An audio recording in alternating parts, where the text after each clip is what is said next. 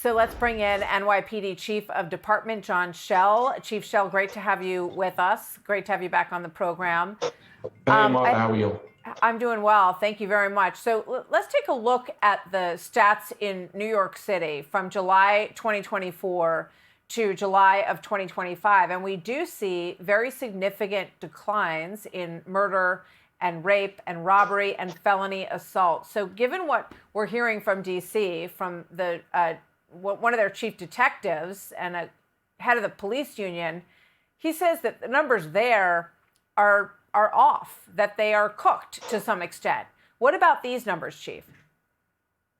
Well, I can't speak to MPD, but we have a whole quality assurance division that monitors our numbers daily, and they do massive audits every couple of months on all of our complaint reports.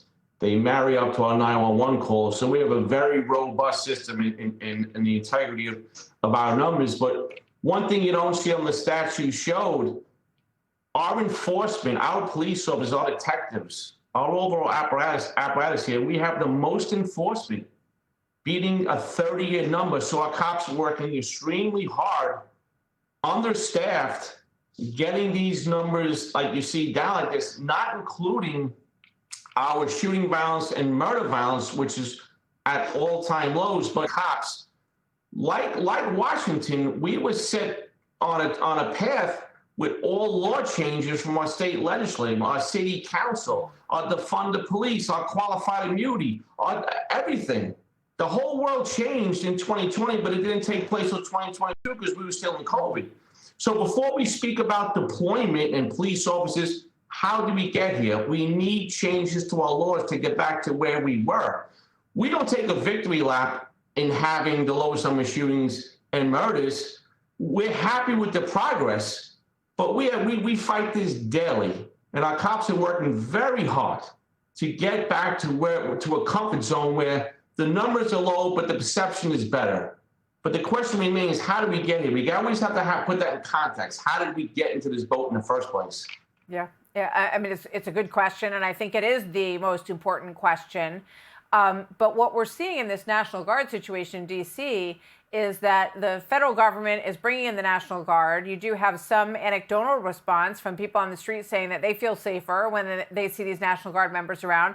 Then you hear Mayor Bowser and leadership in Washington saying, you know, we don't need this. Our numbers are so improved. But you've got representatives from the police department saying those aren't actually our numbers. People tell us to knock down the offenses. You heard the detective say that some of the younger officers on the scene are told to change an assault to we took an injured person to the hospital, which is not even, there's no crime involved in that. Does that ring true for you? Does that kind of thing happen in New York City as well?